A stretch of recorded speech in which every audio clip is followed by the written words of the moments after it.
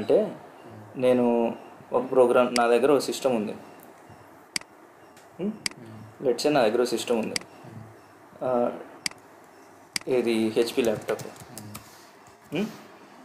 నా ఫ్రెండ్ దగ్గర ఇంకో సిస్టమ్ ఉంది, డెల్ ల్యాప్టాప్.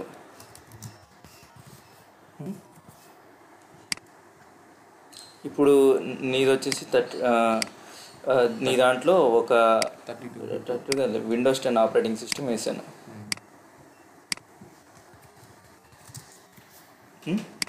ఓకే, అది కూడా 64 బిట్టే. దీంట్లో కూడా విండోస్ 10 ఆపరేటింగ్ సిస్టమ్ వేస్తాను. ఇది కూడా 64 బిట్టే. అప్పుడు నీ దాంట్లో నేను సి కంపైలర్ ఇన్స్టాల్ చేసి నీ ప్రోగ్రామ్ ఒకటి రాస్తాను, 1.c అని. ఈ 1.cని సి కంపైలేషన్ యూజ్ చేసి 1.exe అని మారుస్తాను. అప్పుడు ఏమైంది, ఈ విండోస్ 10 మిషన్ కోడ్ కింద మారింది. మారింది. సో ఇదే 1.exe నేను డైరెక్ట్గా ఇక్కడికి తీసుకొచ్చారనుకో, నా విండోస్ 10లో వేసుకున్నాను, పెండోలో వేసుకొని వచ్చి పనిచేస్తుంది. అర్థమైందా? ఫైన్. లెట్సే నా విండోస్ 10 32 బిట్ అనుకో, అప్పుడు పనిచేయదు.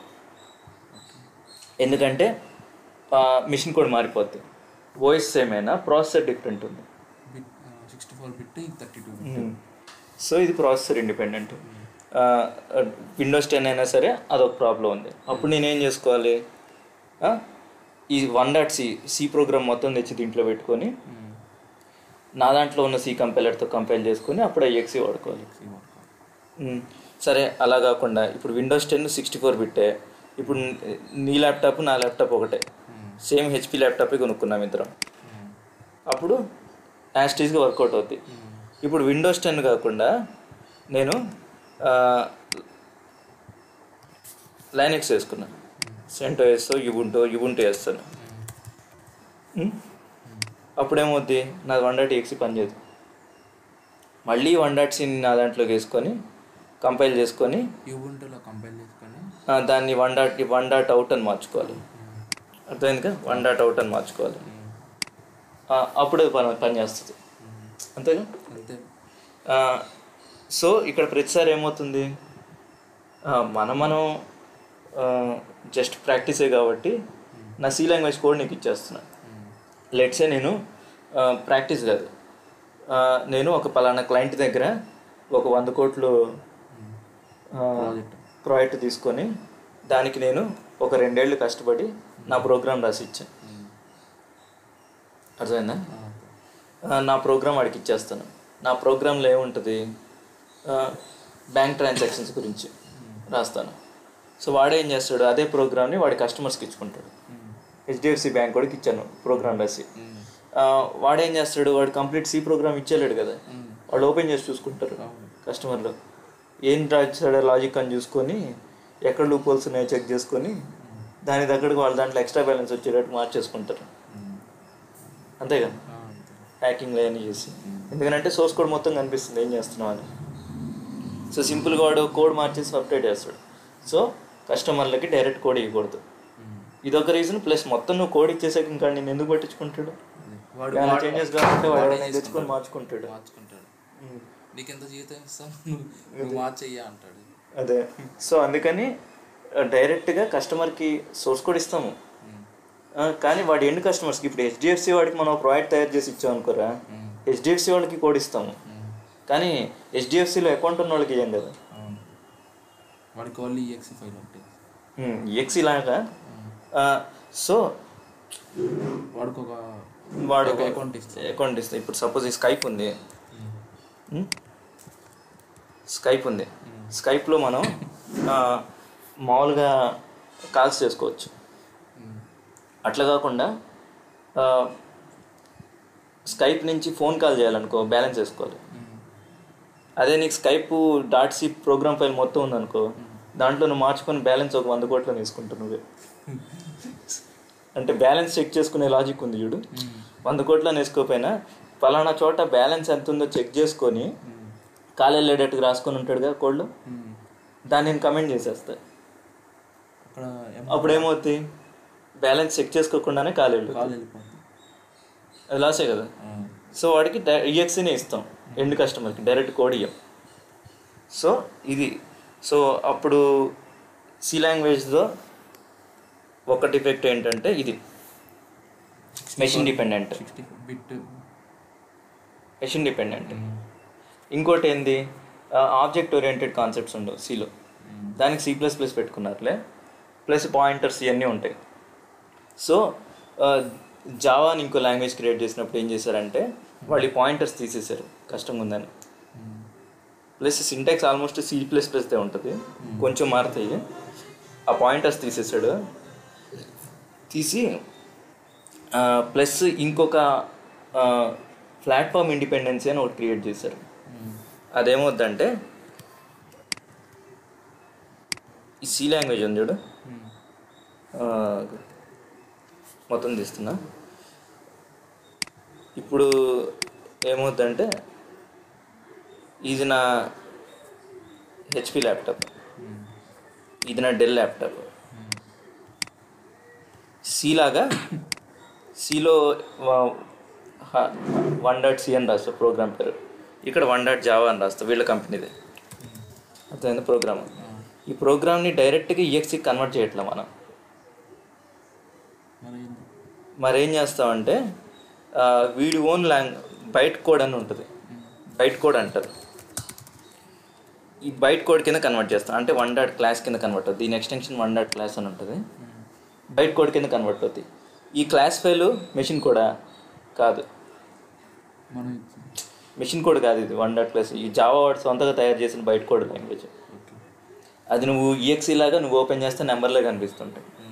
సో ఈ .class ఫైలు ఎండ్ యూజర్కి ఇస్తే వాడికి ఏం అర్థం కాదు. సో ఈ .class ఫైలు ఎండ్ యూజర్కి ఇవ్వడంలో ప్రాబ్లం లేదు. ఈ .class ఫైలు మిషన్ అర్థం చేసుకుంటుందా అంటే మిషన్కి అర్థం కాదు. ఇప్పుడు చైనా వాడి దగ్గరికి వెళ్ళి తెలుగులో మాట్లాడతాడికి అర్థం అవుతుంది. సో ఏం చేయాలి మనం, మొత్తం చైనాలో మాట్లాడాలి, అది మెషిన్ కోడ్. లేదా ఇంకొకటి మధ్యలో మీడియేటర్ని తీసుకొచ్చి 2 భాషలు వచ్చినోని వాడికి మనం తెలుగులో చెప్తే వాడు అడిగి చైనాలో చెప్పుకుంటాడు, దాన్ని ఇంటర్ప్రిటేషన్ అంటారు. సో అలాగా ఇంకో సాఫ్ట్వేర్ ఇన్స్టాల్ చేస్తాం మెషిన్లో, దాన్ని జావా రన్ టైమ్ అంటాం, JRE అంటారు. ఇదేం చేస్తుంది అంటే ఈ .c ఫైల్స్ ఉన్నాయి చూడు, అది దీనికి ఇస్తాము, ఇది ఇంటర్నల్గా సిస్టంతో మాట్లాడుకొని ఎగ్జిక్యూట్ చేసుకుంటుంది లైన్ బై లైన్. ఒక్కొక్క లైన్ దీన్ని ఎగ్జిక్యూట్ చేస్తే దీంట్లో ఉన్న ఒక్కొక్క లైన్ ఇది ఎగ్జిక్యూట్ చేస్తూ ఉంటుంది. అంటే మెషిన్ డైరెక్ట్గా రన్ చేయట్లే, నీ JRE రన్ చేస్తుంది మధ్యలో మీడియేటర్ కింద. అర్థమైందా?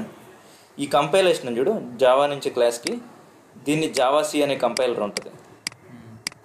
జావాC అనే కంపైలరు జావా నుంచి బైట్ కోడ్కి మారుస్తుంది.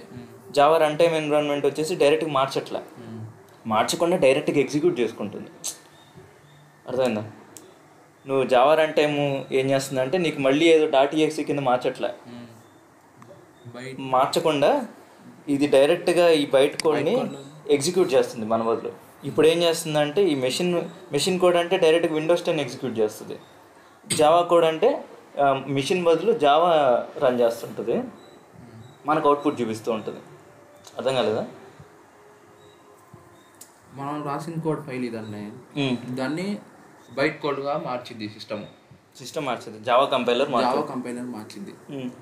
జావా కంపైలర్ నుంచి ఈ బైట్ కోడ్ ఉంటుంది చూడు, అది మెషిన్కి అర్థం కాదు. సో అందుకని మధ్యలో ఇది ఉండి ఇది ఎగ్జిక్యూట్ చేస్తుంటుంది, మధ్యలో ఇది మీడియేటర్ కింద ఉంది. 1.c అంటే అది ఒక ఫైల్ లాగా సేవ్ అయిద్దా? నువ్వు ప్రోగ్రాము సి లాంగ్వేజ్లో ప్రోగ్రామ్ రాస్తే ఏమని సేవ్ చేస్తావు? .c కానీ అలానే జావాలో .java అని సేవ్ చేస్తావు. అర్థమైందా? ఆ .cని .exe కింద మారుస్తున్నావు. ఇక్కడ ఏం చేస్తున్నావు, మధ్యలో మీడియేటర్ కింద బైట్ కోడ్ కింద మారుస్తుంది. సో దీనివల్ల అడ్వాంటేజ్ ఏంటంటే నా దగ్గర 3 మిషన్లు ఉన్నాయి. ఒకటేమో Windows 10, ఇంకోటేమో Ubuntu, ఇంకోటేమో మ్యాక్ వేద్దాం.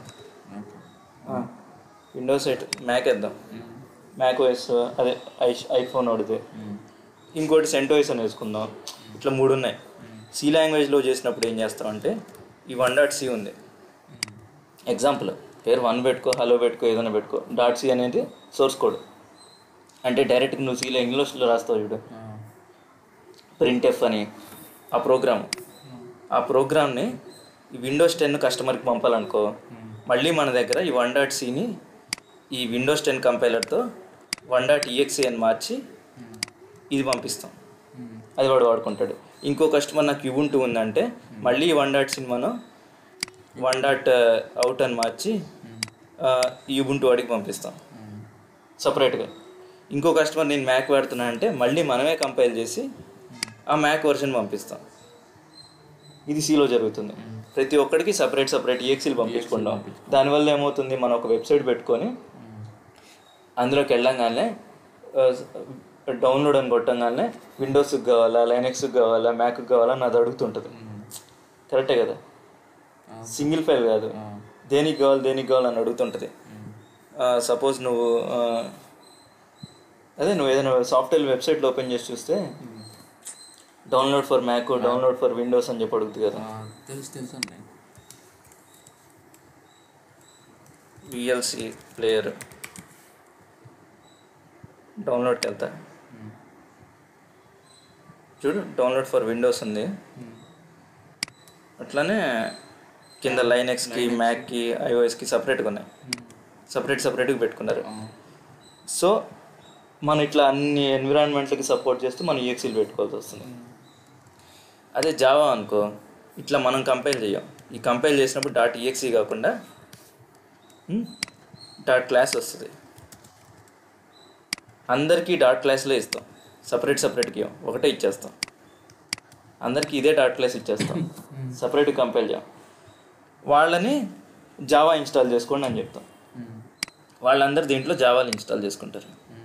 జావా సపరేట్ ఉంటాయి. జావా వెబ్సైట్కి వెళ్తే జావా ఫర్ లైనక్స్ అని, జావా ఫర్ మ్యాక్ అని, జావా ఫర్ విండోస్ అని. పని నీకు బడ్డం లేదు కదా, జావా వాడు వాళ్ళందరికి ఇచ్చేసుకున్నాడు. వాళ్ళందరూ జావా ఇన్స్టాల్ చేసుకుంటారు. వాడు ఆల్రెడీ అక్కడ కంపైల్ చేసి ఆ వెబ్సైట్లో పెట్టేశాడు. నీ కోడ్ పెట్టడు, ఈఎక్సీ ఫైల్ ఒకటే జేఆర్ఈ ఈ రన్ టైం ఇస్తాడు.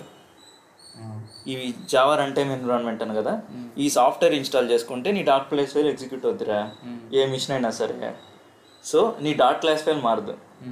నేను నా మ్యాక్లో ఇన్స్టాల్ చేసుకోవాలనుకో, చెప్పేసి సి లాంగ్వేజ్ గురించి. సి లాంగ్వేజ్ అయితే నువ్వు సాఫ్ట్వేర్ తయారు చేసావు. సాఫ్ట్వేర్ నేను తయారు చేశాను. ఆ ఈఎక్సీ ఫైల్ అన్నింటిలో కంపైల్ చెక్ చేసి. ఇప్పుడు నీకు క్లియర్గా చెప్పాలంటే నువ్వు విఎల్సి ప్లేయర్ ఒకటి తయారు చేసావు. విఎల్సి ప్లేయర్ తయారు చేసి ఏం చేస్తున్నావు, సి లాంగ్వేజ్లో తయారు చేసావు. సి లాంగ్వేజ్లో తయారు చేసినప్పుడు నువ్వేం చేయాలంటే నీ వెబ్సైట్లోనే మ్యాక్ వాళ్ళు ఇది వాడుకోండి, లైనక్స్ వాళ్ళు ఇది వాడుకోండి, 10 డిఫరెంట్ కంపైలేషన్స్ నువ్వే చేసుకోవాలి. ఈ 4 కాదు, ఒక 200 దాకా వేస్తున్నాయి.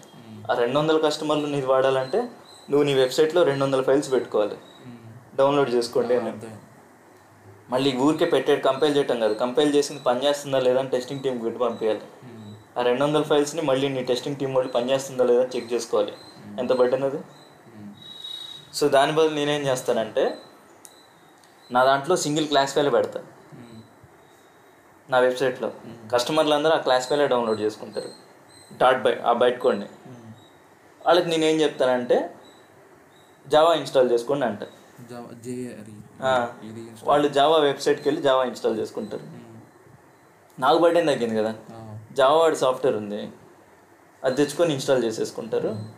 అది ఇన్స్టాల్ చేసుకుంటే ఇప్పుడు అది అయిపోద్ది అట్లాగా. సో నేను ఉట్టి క్లాస్ ఫైలే పెట్టేస్తాను. నా వెబ్సైట్లో ఉట్టి క్లాస్ ఫైల్ ఉంటుంది, బైట్ ఫైల్ ఉంటుంది. వాళ్ళు జావాలు ఇన్స్టాల్ చేసుకుంటారు. ఇప్పుడు అర్థమైందా? సి లాంగ్వేజ్లో ఏంటంటే మనం ఒక ఈఎక్సీ అంటే ఒక కోడ్ ఎగ్జిక్యూట్ చేస్తాం. దాన్ని ఏంటి ఇలా ఒక వెబ్సైట్లో సాఫ్ట్వేర్లు పెట్టాలి. అంటే దీనికి ఒక సాఫ్ట్వేర్ అని చెప్పి పెట్టేసి. సో ఇప్పుడు సగం అర్థమైందిలే, నీకు అర్థమైంది. ఈ రికార్డింగ్ ఇస్తాను, మళ్ళీ విను నువ్వు. సో ఇప్పుడు నీకు ప్రాక్టికల్గా చూపిస్తా. నా దగ్గర ఏమున్నాయి,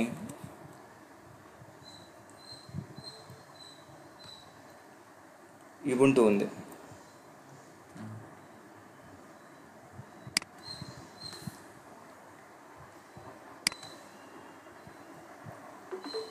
జావా రన్ టైమ్ అన్నాను చూడు. జావా రన్ టైమ్ ఏం చేస్తుందంటే జావా అని ఒక EXE పిలుస్తుంది. నాకు అర్థమైందండి నేను చెప్పింది. నేను చెప్పడానికి నాకు రావట్లా. ఇప్పుడు నేను విండోస్ నా దాంట్లో జావా ఉందని చూద్దాం. జావా ఉంది, జావా C ఉందని చూద్దాం. జావా C కూడా ఉంది, ఇన్స్టాల్ చేశాను. ఇప్పుడు ఏమవుతుంది, ఈ నా విండోస్ మిషన్లో MKDIR టెస్ట్ సాయి ఒక ఫోల్డర్ క్రియేట్ చేశాను. సిడి కమాండ్ల ద్వారా క్రియేట్ చేశాను. Test Sai explorer test Sai ఆ ఫోల్డర్ ఓపెన్ అయింది. ఇక్కడ నేను ఒక ఫైల్ క్రియేట్ చేస్తాను. దీని పేరేంటి, హలో అని పెడుతున్నా. ఎక్స్టెన్షన్ జావా అని పెడుతున్నా. జావా ప్రోగ్రామ్ కదా. దీన్ని ఏదో ఒక ఎడిటర్లో ఓపెన్ చేయాలి. నేను Notepad++లో ఓపెన్ చేస్తాను. నాకు కొంచెం కలర్ఫుల్గా కనిపిస్తుంది. ఇప్పుడు దీంట్లో నీకు సి లాంగ్వేజ్లో #include stdio అని వస్తావు కదా, అట్లా దీంట్లో ఇంపోర్ట్ అని రాస్తాం. ఇంక్లూడ్ లాగా ఇంపోర్ట్ అని ఉంటుంది. సో ప్రజెంట్ ఇన్బుల్ట్ వాటికి వాడట్లేదు కాబట్టి, అంటే వేరే లైబ్రరీస్ కావాలంటే ఇంపోర్ట్ అని వాడతాం. ఇప్పుడు జావా ఏంటంటే ఆబ్జెక్ట్ ఓరియంటెడ్ లాంగ్వేజ్. అంటే ప్రతిదీ నువ్వు ఒక క్లాస్లో రాయాలి. ఒక క్లాస్ ఫైల్లోనా? సో క్లాస్ దాని పబ్లిక్ అని పెడుతున్నా ప్రజెంట్. ఇవన్నీ నీకు సింటాక్స్ నీకు తర్వాత చెప్తా. క్లాస్ ఫైల్ ఒక హలో అని పెడుతున్నా. File name public class name ఇది ఒకటే ఉంటుంది. ఈ క్లాస్లో రాసుకోవాలి మన ఫంక్షన్లన్నీ. సో మన మెయిన్ ఫంక్షన్ కూడా పబ్లిక్ స్టాటిక్ వాయిడ్ మెయిన్. అందులో ఇంటి మెయిన్ కదా, ఇందులో వాయిడ్ మెయిన్. ఈ పబ్లిక్ స్టాటిక్ అంటే ఏంటో నీకు కొంచెం ముందుకెళ్ళక చెప్తా. దీంట్లో ఖచ్చితంగా ఇన్పుట్ ఒకటి పెట్టాలి.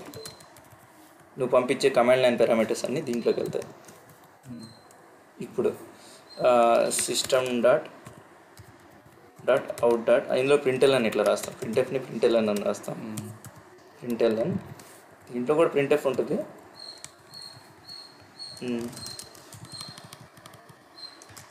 హలో సాయి సేవ్ చేశాను. ఇప్పుడు జావా ఫైల్ ఉంది కదా, LS ఫైల్స్ కనిపిస్తున్నాయి. DIR అనే కమాండ్ చూపించిన నీకు ఏ ఫైల్స్ అనేవి కనిపిస్తాయి. Java C hello dot Java, అందులో GCC అని పెట్టింది కదా. ఇప్పుడు ఇది కంపైల్ అయ్యి డాట్ క్లాస్ ఫైల్ క్రియేట్ అయింది. బైట్ కోడ్ జావా Cతో జావా కంపైలర్తో నేను డాట్ జావా ఫైల్ని డాట్ క్లాస్ కింద మార్చాను. ఈ డాట్ క్లాస్ ఫైల్ EXE కాదు కదా, డబుల్ క్లిక్ ఏం కాదు పని చేయడానికి. జావా కంపైలర్తో జావా C ఫైల్ క్రియేట్ చేసి జావా కంపైలర్తో ఈ డాట్ జావా ఫైల్ని డాట్ క్లాస్ కింద మార్చాను. డాట్ క్లాస్ అంటే ఏంటి, బైట్ కోడ్. ఇప్పుడు దీన్ని Notepad++లో ఓపెన్ చేస్తాను. ఏమైనా అర్థమవుతుందా?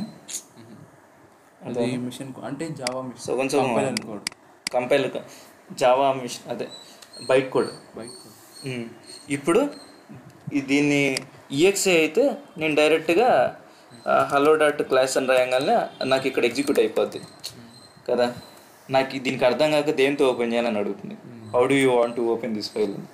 దీనికి అర్థం కాలేదు మిషన్కి. సో నేను దాన్ని జావా అని చెప్పి హలో డాట్ క్లాస్ అని పెడతాను. డాట్ క్లాస్ అని పెట్టక్కర్లా, జస్ట్ హలో దాకా పెట్టాలి.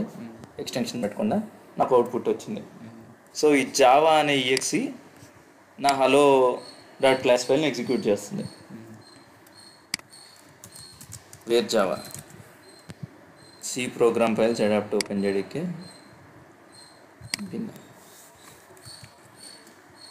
ఇప్పుడు జావా ఇక్కడ ఇన్స్టాల్ చేశాను. జావా C అని ఉంది చూడు, జావా C ఇది జావా కంపైలర్. దీంతో నేను డాట్ జావాని డాట్ క్లాస్ కింద మార్చాను. ఆ dot Java dot class file వచ్చింది చూడు, బైట్ కోడ్. అది ఎగ్జిక్యూట్ చేయాలంటే మనకి ఏం కావాలి? జావా కంపైలర్ కావాలి, జావా రన్ టైం కావాలి, రన్ టైం కావాలి. అది ఇది కంపైలరు, ఇది జావా డాట్ ఈఎక్స్ చూడు, ఇది రన్ టైము. దీని నుంచి ఎగ్జిక్యూట్ చేస్తున్నా. ఇప్పుడు ఈఎక్సీ ఫైల్ అయితే మిషన్ కోడ్ డైరెక్ట్గా రన్ అవుతుంది. అది నువ్వు ఒక సినిమా తీసుకొస్తే డైరెక్ట్గా రన్ అవుద్దా? ఎందుకు? మిషన్కి అర్థం కాదు. మన సిస్టంలో వేసుకుంటే, మన సిస్టంలో వేసుకున్న మిషన్కి అర్థం కాదు ఏ ఫైల్ అది అని. అందుకని ఇంకొక ఈఎక్సీ సపోర్ట్ తీసుకుంటున్నాం. విఎల్సీ ప్లేయర్ ఈఎక్సీ మిషన్కి అర్థం అవుద్ది. డబ్ల్యూఎంఏ ఫైల్ సినిమా లేదా MP4 ఫైల్ సినిమా, అది మిషన్కి అర్థం కాదు. అందుకని విఎల్సీ సాఫ్ట్వేర్ ఇన్స్టాల్ చేసుకుంటే విఎల్సీ ప్లేయర్ మన వీడియోని ఓపెన్ చేస్తుంది. సో మనకి మిషన్కి అర్థమయ్యేది ఈ విఎల్సీ ప్లేయర్. ఈ విఎల్సీ ప్లేయర్ ద్వారా దీని హెల్ప్తో మన సినిమాలు చూడగలుగుతున్నాం. అట్లాగే మనకి మిషన్కి అర్థమయ్యేది ఈఎక్సీ. అందుకని ఈ ఈఎక్సీ ద్వారా మన క్లాస్ ఫైల్స్ని ఎగ్జిక్యూట్ చేస్తున్నాం బయట కొన్ని. మధ్యలో ఇది మీడియేటర్. నీకు విండోస్లో అయితే అదే సి లాంగ్వేజ్ అయితే ఈ ఉట్టి కంపైలర్ ఉంటుంది, డైరెక్ట్గా అది ఈఎక్సీ కింద మారుస్తుంది. రన్ టైంకి ఏం చేస్తున్నావు అంటే జావాకి మధ్యలో ఇది ఉంటుంది, ఇది బయట కూడా మారుస్తే ఇది రన్ చేస్తూ ఉంటుంది. సో అందరినీ ఇది పెట్టుకోమంటాం జావా డాట్ ఈఎక్స్ని. సో ఇప్పుడు ఇది ఒకటే అంత 44 కిలోబైట్సే, దానికి అంతా ఏమర్థం అవుద్ది? దీనికి హెల్పింగ్ ఫైల్స్ ఇవన్నీ, ఈ .dll's ఇవన్నీ దీనికి హెల్పింగ్ ఫైల్స్. ఇవన్నీ ఉంటేనే ఈఎక్సీ పనిచేస్తుంది. అర్థమైందా? సో ఇప్పుడు నువ్వు డెవలపర్ కాబట్టి నీకు జావాసి జావా 2 కావాలి. ఈ జావాసి కంపైలర్ జావా నుంచి క్లాస్ ఫైల్కి మారుస్తుంది, జావా నుంచి బైట్ కోడ్కి మారుస్తుంది. జావా నుంచి బైట్ కోడ్కి మార్చినప్పుడు దాని ఫైల్ పేరు ఏంటనే మనం పెట్టేది. ఇప్పుడు నువ్వు చెప్పింది అర్థమైందన్న. జావా నుంచి ఇప్పుడు మనం కోడ్ రాసాము, ఆ రాసిన దాన్ని అది మిషన్ కంపైలర్ ఎగ్జిక్యూట్ చేసిద్ది కదా, అంటే బైట్ కోడ్కి మార్చిద్ది కదా. బైట్ కోడ్ మార్చినప్పుడు ఆ ఫైల్ ఏమైనా సేవ్ అయింది. ఇప్పుడు చూడు 1.java ఉంది. ఈ 1.java నేను క్రియేట్ చేశాను, లేదా sai.java hello.java అని క్రియేట్ చేశాను. hello.java అని క్రియేట్ చేసినప్పుడు దీంట్లో ఎన్ని క్లాసులు క్రియేట్ చేశాను? ఒక క్లాస్ క్రియేట్ చేశాను. 2-3 క్లాసులు పెడితే ఆ ఒక్కొక్క క్లాస్కి ఒక్కొక్క క్లాస్ ఫైల్ క్రియేట్ అవుతుంది. అర్థమైందా? సో ఇప్పుడు నేను hello.javaలో ఒకటే క్లాస్ రాశాను కాబట్టి hello.class క్రియేట్ అవుతుంది. ఏది? ఈ జావాసీకి పంపిస్తే. ఈ జావాసీకి పంపిస్తే ఈ జావాసీ ఏంటి? Byte code, Java compiler. పంపిస్తే ఇది నాకు అవుట్పుట్ ఏమిస్తుంది? బైట్ కోడ్ ఇచ్చింది. హలో డాట్ ఇది బైట్ కోడ్, ఇది కంపైలర్ జావాసీ.exe. ఈ ఈఎక్సీ ద్వారా నా hello.java hello.class అయింది. ఏ ఈఎక్సీ ద్వారా?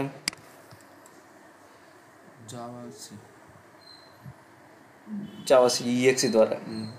ఈ ఈఎక్సీకి పంపించాను నేను జావాసీ అని చెప్పి hello.java దానికి పంపించాను. అప్పుడు ఏమైంది? అది hello.class క్రియేట్ అయింది. ఈ hello.class డైరెక్ట్గా మిషన్కి అర్థం కాదు కాబట్టి దీన్ని నేను జావా రన్ టైమ్ అంటాం. అదేంటి? జావా.exe పంపిస్తున్నాం. ఈ జావా.exe డైరెక్ట్గా నాకు స్క్రీన్ మీద అవుట్పుట్ చూపించేస్తుంది. అర్థమైందా? సో డైరెక్ట్గా నాకు అవుట్పుట్ చూపిస్తుంది కాబట్టి దీన్ని ఇంటర్ప్రిటర్ అంటాం. అర్థమైందా? అదే ఒక లాంగ్వేజ్లోంచి ఇంకో లాంగ్వేజ్కి మారుస్తే దాన్ని కంపైలర్ అంటాం. అలా కాకుండా డైరెక్ట్గా నాకు అవుట్పుట్ చూపిస్తుంది అనుకో, ఇంటర్ప్రిటర్ అంటాం. సో అంటే ఇదేంటి? డైరెక్ట్గా ఎగ్జిక్యూట్ చేస్తుంది నా ఫైల్ని. సో ఈ ఇంటర్ప్రిటర్ జావా రన్ టైమ్.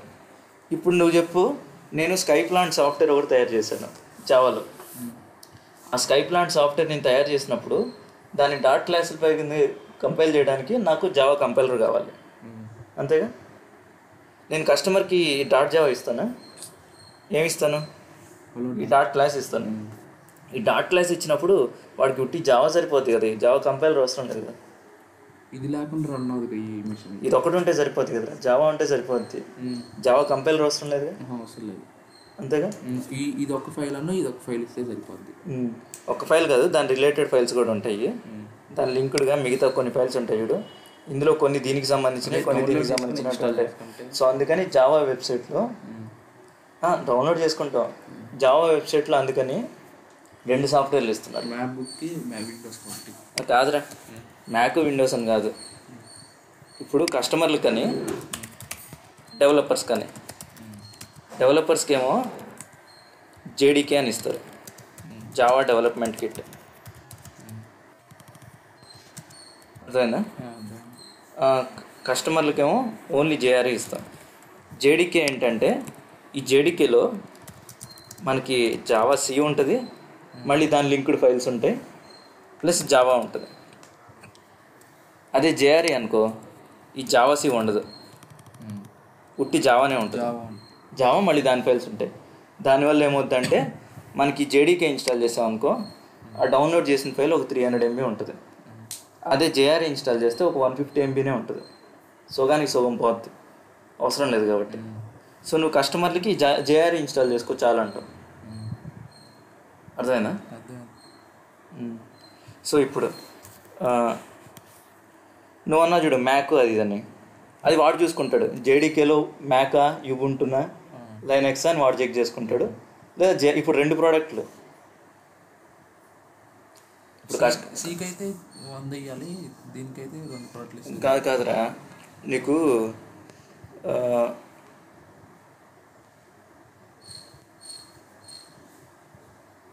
ఒక బైక్ అమ్ముతున్నా, ఒక మెకానిక్ అమ్ముతున్నాను. వాడు bike plus mechanic tool kit కూడా కొనుక్కుంటాడు, అంతేగా, రిపేర్లు చేసేది అది. అదే నువ్వు కొంటే నువ్వు టూల్ కిట్ కొంటావా? ఎందుకు? నాకు అవసరం లేదు, మెకానిక్ దగ్గరికి వెళ్తావు కావాలంటే. సో టూల్ కిట్ కొనుక్కుంటూ ఉట్టి బైక్ కొంటావు. అట్లానే నేను మెషిన్లో డౌన్లోడ్ చేసుకునేటప్పుడు జావా కంపైలర్ ఇన్స్టాల్ చేసుకుంటానా, డెవలపర్ని అయితే నేను ఇన్స్టాల్ చేసుకుంటాను. అదే ఉట్టి వాడుకునేవాడిని అయితే ఉట్టి రన్ టైం ఇన్స్టాల్ చేసుకుంటాను. అట్లానే జావా వెబ్సైట్కి వెళ్తే నీకు జేడీకే కావాలా, జేఆర్ఈ కావాలా అని అడుగుతాయి. ఒకటి సెలెక్ట్ చేసుకున్న తర్వాత దేనికి కావాలని అడుగుతాయి, విండోస్కి కావాలా, లైనక్స్కి కావాలా, మ్యాక్ కావాలా అని. సో జేడీకేలు జేఆర్ఈలు అన్నిటికీ ఉన్నాయి. సో కస్టమర్ వాడికి కావాల్సింది తీసుకుంటాడు. నేను మ్యాక్ బుక్ వాడుతుంటే నేను కస్టమర్ని జేఆర్ఈ సైట్కి వెళ్ళి జేఆర్ఈ ఫర్ మ్యాక్ డౌన్లోడ్ చేసుకుంటాను. అది నేను డెవలపర్ని లైనక్స్ వాడుతుంటే జేడీకే సైట్కి వెళ్ళి జేడీకే ఫర్ లైనక్స్ తీసుకుంటున్నాను. ఇప్పుడు ఇంకోటి ఏమైందంటే జేడీకే అనేది ఫస్ట్లో సన్ మైక్రో సిస్టమ్స్ అనే కంపెనీ దగ్గర ఉంది. సన్ మైక్రో సిస్టమ్స్ వాడి దగ్గర జావా జావా ఫ్రీగా ఉండేది. జావా లాంగ్వేజ్ నుంచి జేడీకే, జేఆర్ఈ 2 వస్తాయి సాఫ్ట్వేర్లు. రన్ టైం సపరేట్గా, రన్ టైం విత్ కంపైలర్. ఈ జావా వాడు దగ్గర, ఈ సన్ మైక్రో సిస్టమ్స్ వాడి దగ్గర జావా ఉంది, అలానే MySQL అనే డేటాబేస్ ఉంది. అర్థమైందా? సో ఈ సన్ మైక్రో సిస్టమ్స్ అనే కంపెనీని ఒరాకిల్ వాడు కొనేసాడు దాదాపు ఒక 7-8 ఏళ్ల క్రితం. కొన్నప్పుడు ఈ 2 ఫ్రీయే, జావాను MySQL. ఒరాకిల్ వాడిది ఒరాకిల్ డేటాబేస్ ఉంది, ఇది కూడా MySQL లాంటిది. అర్థమైందా? సేమ్ కాంపిటీటర్ అయితే వాడు ఏం చేస్తాడు? ఇప్పుడు టాటా వాడి బండ్లు ఉన్నాయి, హోండా వాడి, మారుతి వాడి బండ్లు ఉన్నాయి. మారుతి వచ్చి టాటా వాడిని కొనేసాడు అనుకో, 2 బండ్లు ఉన్నాయిగా, వాడు ఏం చేస్తాడు? చేస్తాడు. కానీ మారుతి బండ్లు ఎక్కువ అమ్ముకుంటాడు, టాటా ఈ ప్రొడక్షన్ ఆపేస్తాడు, డెవలప్మెంట్ ఉండదు. అట్లానే MySQLని డెవలప్మెంట్ ఆపేశారు వాళ్ళు కొనుక్కున్న తర్వాత. అందుకని MySQLని ఫస్ట్ వాళ్ళు ఫ్రీ చేయలే, అప్పటిదాకా ఫ్రీగా ఉండేదాన్ని డబ్బులు పెట్టారు. డబ్బులు పెట్టేసరికి MySQLలో డెవలప్మెంట్ టీం వాళ్ళు ఉంటారు చూడు, వాళ్ళు సగం మంది బయటకు వచ్చేసి MariaDB అని ఇంకోటి పెట్టుకున్నారు, ఇంకో కంపెనీ పెట్టుకున్నారు ఫ్రీగా వేయడానికి. సో అది ఓకే, ఇది ఫస్ట్ జరిగింది. ఈ మధ్యన ఏం జరిగిందంటే ఇప్పుడు MySQL, MariaDB 2 ఉన్నాయి. ఇప్పుడు హీరో హోండాలో నుంచి హోండా వాడు బయటకు వచ్చి పెట్టుకోవాలి అట్లాగా. అట్లానే జావా ఉంది చూడు, జావా మొన్నటిదాకా ఫ్రీ, ఇప్పుడు కూడా ఫ్రీయే. కాకపోతే ఇప్పుడు ఏం చేశాడంటే ఒరాకిల్ జావా కదా, ఒరాకిలోడు నీకు జావా ఫ్రీగా ఇస్తున్నా, నువ్వు జావాతో ప్రోగ్రామ్స్ తయారు చేసి నువ్వు ఫ్రీగా వాడుకుంటున్నావు, ఫైన్, బాగానే ఉంది. అట్లా కాకుండా నువ్వు కంపెనీ పెట్టి వాడు ఫ్రీగా ఇచ్చే జావా యూజ్ చేసి నువ్వు బయట కోట్లకు అమ్ముకుంటున్నావు, అంతేగా. సో అందుకని ఒరాకిలోడు ఏం చేశాడంటే నువ్వు ఫ్రీగా వాడుకునేటట్టయితే ఫ్రీగా వాడుకో, బట్ నువ్వు బయట కస్టమర్లకు అమ్ముతుంటే దాంట్లో ఇంత డబ్బులు షేర్ చేయాలని అడిగాడు ఒరాకిలోడు. అందుకని ఏం చేశారంటే ఒరాకిల్ జావా రెండు కంబైన్ చేసి Oracle Java language same, Oracle JDK ఉంది. నువ్వు ఆ జేడీకే కానీ జేఆర్ఈ కానీ డౌన్లోడ్ చేసుకొని నీకు కస్టమర్లకు అమ్ముకుంటే, నువ్వు విఎల్సీ ప్లేయర్ ఉంది, విఎల్సీ ప్లేయర్లో జేఆర్ఈ ఇన్స్టాల్ చేసుకుని ఆ విఎల్సీ ప్లేయర్ వాడుకోండి అంటే ఆడు ఏం చేస్తున్నాడంటే ఆడు రిపోర్ట్ తీసి నీ 100 కస్టమర్లు నా జేఆర్ఈ వాడుకుంటున్నారు, నువ్వు ఒక్కొక్కటి దగ్గర $20 తీసుకున్నావు కదా, అందులో $5 నాకు అంటున్నాడు. సో అందుకని వీళ్ళు ఈ సాఫ్ట్వేర్ వాళ్ళందరూ యూనియన్ ఫామ్ అయ్యి ఒరాకిల్ జేడీకే లాగా అడాప్ట్ జావా అని చెప్పి అడాప్ట్ జేడీకే అని ఇంకోటి పెట్టుకున్నారు. ఒరాకిల్లోని ఒరాకిల్ జేడీకే అమ్ముకోమను, అట్లాగే మేము ఇంకోటి జేడీకే తయారు చేసాం, ఫ్రీగా వాడుకునే వాళ్ళు ఇది వాడుకుంటారు అని, వాడికి డబ్బులు కట్టక్కర్లేదని. లాంగ్వేజ్ సేమే, కంపైలర్ వేరు ఉంటుంది, టర్బో సి వీటిలాగా. ఇప్పుడు అడాప్ట్ జేడీకే అని ఉంది. ఇప్పుడు నువ్వు అడాప్ట్ జేడీకేకి వెళ్ళొచ్చు, ఒరాకిల్ జేడీకేకి వెళ్ళొచ్చు. ఒరాకిల్ జేడీకే కొంచెం ఫాస్ట్గా ఉంటుంది, ఎందుకంటే డబ్బులు పెట్టుకునేది కదా. oracle.comలో దొరుకుద్ది ఒరాకిల్ జేడీకే. జావా 15 ఉంది ఇప్పుడు, 15, 11, 8. అట్లానే అడాప్ట్ ఓపెన్ జేడీకే అని ఉంది, అంటే ఇది ఫ్రీ అని. ఇది అడాప్ట్ ఓపెన్ జేడీకే వెబ్సైట్లో ఉంటుంది. అది ఇప్పుడు ఏ వర్షన్ ఉంది, ఇది కూడా 15 ఉంది. సో ఇది ఫ్రీగా వస్తుంది. ఇది ఒరాకిలోడ్ది, ఇది ఒరాకిలోడ్ వెబ్సైట్లో దొరుకుద్ది. నువ్వు ఇది పెట్టుకొని తయారు చేసుకోవచ్చు, సేమ్ కోడ్ రాయొచ్చు.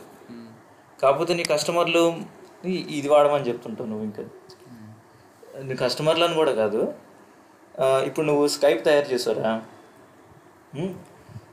నాకు చెప్తే నేను జావా ఇన్స్టాల్ చేసుకుంటాను, ఆయో వాళ్ళకి లేదా మా నాన్న వాళ్ళకి చెప్పామనుకో అర్థం కాదు కదా వాళ్ళకి. అందుకని నేనేం చేస్తానంటే స్కైప్ ఈఎక్స్ ఇస్తాను కదా వెబ్సైట్లో, అది క్లిక్ చేయగానే ఆటోమేటిక్గా జావా కోడ్ ఇన్స్టాల్ అయ్యేటట్టు సెట్ చేసుకున్నా. అప్పుడు ఏమైంది, ఒకటి డౌన్లోడ్ చేస్తే జావా ఆటోమేటిక్గా నేను బ్యాక్గ్రౌండ్లో ఇన్స్టాల్ అయిపోతుంది, అలా సెట్ చేసుకున్నా. అట్లా నా ఈఎక్సీలో జావాని పెట్టుకునేటప్పుడు ఒరాకిల్లో డబ్బులు అడుగుతున్నాడు, నీ ఈఎక్సీలో నాది పెట్టావు కదా నాకు డబ్బులు షేర్ అని.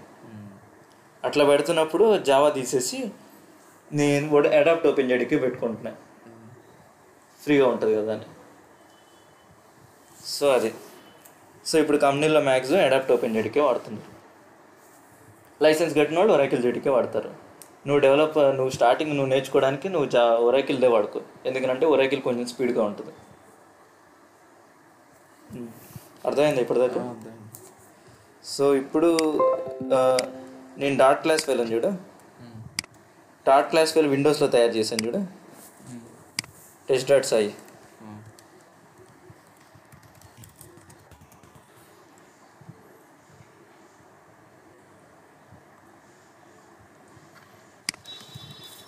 విండోస్లో తయారు చేసినాడు test.sai, అది తీసుకొచ్చి దీంట్లో పడేస్తున్నాను.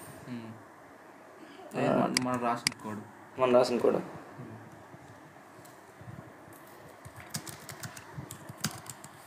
IP address 192.168.0.5.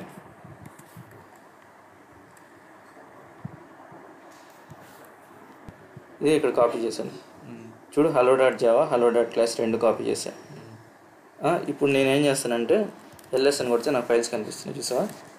నేను జావాని డైరెక్ట్ కంపైల్ చేయట్లేదు, ఇప్పుడు నేను డైరెక్ట్గా ఇందులో కూడా జావా ఉంది, జావా కంపైల్ అదే ఉట్టి run time.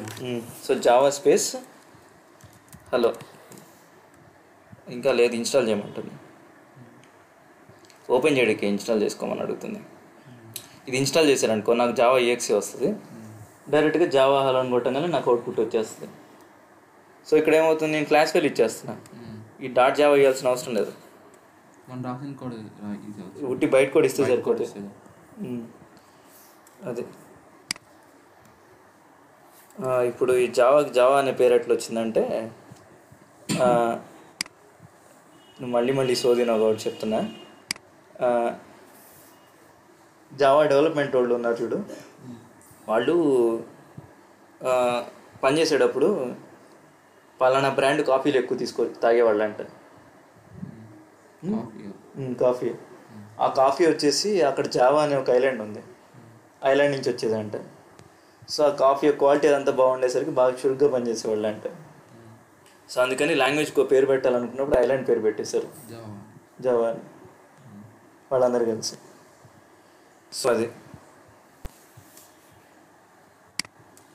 Sun micro systems కంపెనీలో వాళ్ళు ఆ ప్రోడక్ట్ పేరు జావా అని పెట్టేశారు అందరు కలిసి. హార్డ్ డిస్క్ అందులోకి ఎక్కించాను. ఏంటిది? గేమ్. ఒక్క నిమిషం.